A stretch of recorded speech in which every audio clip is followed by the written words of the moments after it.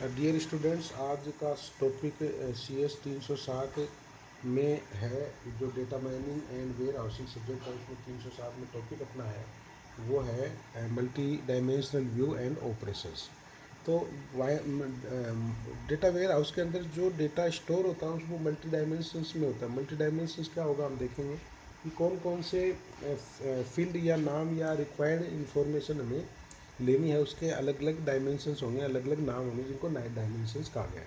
तो अगर हम इस क्यूब की बात करें तो यहाँ पे ये मान लीजिए फर्स्ट डायमेंशन है, ये सेकंड, ये थर्ड डायमेंशन है। इस क्यूब पे या इस डेटा पे पूरा का पूरा क्यूरी चलेगी और क्यूरी आपको रिजल्ट देगा। और एनालिसिस जब करेगा, एनालिसिस करने वाला ऑनलाइन, OLAP वाला, ऑनलाइन एनालिटिक सिस्टम पे काम करने वाला, तो उसको रिपोर्ट्स अलग अलग मिलेंगी। तो ये जो इन्फॉर्मेशन है यहाँ पे ये स्टोर्ड है, ये मल्टी डायमेंशनल है। तो मल्टी डायमेंशनल की अगर देखना चाहें कि क्या है, कि डेटा को मल्टी डायमेंशनल व्यू में देखना, उसका मतलब ये हुआ कि जैसे सपोज करो कि मैं देखना चाहता हूँ कि डेटा का मतलब एक रीजन में कितनी सेल हुई, या एक सेल्स रिप्रेजेंटेटिव ने कितनी सेल कर दी, या एक प्रोडक्ट कैटेगरीज में बांटा कि कितनी कौन सी कैटेगरी के प्रोडक्ट ज़्यादा सेल हुए, या किस महीने में ज़्यादा सेल बढ़ी या ज़्यादा सेल हुई या कम सेल हुई, इस टाइप के हम, या किस क्षेत्र में या साल के किस क्वार्टर में और सेल्स बढ़ी या इनकम बढ़ी, या सेल्स कम हुई या इनकम कम हुई, इस जैसे विभिन्न प्रकार के डायमेंशंस पे हम इससे काम कर इसको देखना हमें मल्टी डायमेंशनल व्यू, इसको इस प्रकार का। तो इससे विभिन्न प्रकार के निर्णय लेने में सहायता मिलती है, और साथ ही इसमें रिपोर्ट बनाने के लिए भी ये विभिन्न प्रकार की रिपोर्ट बनाने के लिए भी ये उपयोगी है।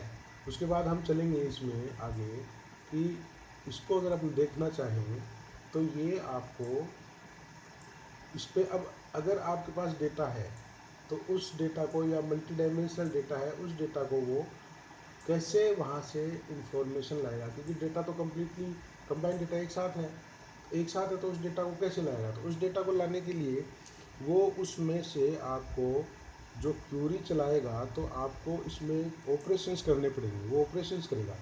उस ऑपरेशंस की बात करें तो ऑपरेशंस क्या हैं, तो यहाँ पे 4 ऑपरेशंस हैं: roll up, drill down, slice, dice and pivot.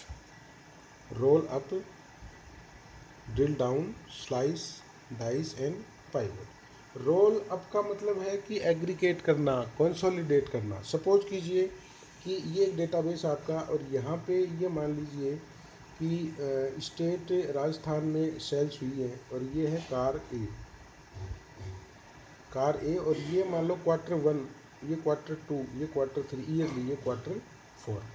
तो Q4 में और राजस्थान में कितनी कार सेल हुई, या ये एक है। इसके अंदर फिर महाराष्ट्र में ये कार बी है, ये कार ए है, ये कार बी है। मान लो ये सॉरी, ये राजस्थान, ये महाराष्ट्र, ये कार बी है, ये कार सी है, ये कार डी है। ये राजस्थान, महाराष्ट्र, कर्नाटक और पंजाब, ठीक है।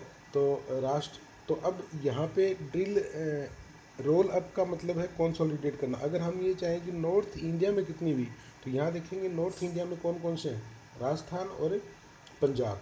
तो इन दोनों को अगर अपन मिक्स करके इनका रिजल्ट ले लें तो वो रोल अप कहलाएगा। तो हमारे पास ये दोनों ही रहेंगे इसमें से, और बाकी इन दोनों का यूज नहीं होगा, तो इसको रोल अप कह दिया गया एक साथ। ऐसे अगर हम चाहें कि पूरी साल का इन्फॉर्मेशन चाहिए तो ये क्वार्टर मर्ज हो जाएंगे, तो ये आपका रोल अप हो गया। ड्रिल डाउन का मतलब यहाँ पे है कि इसमें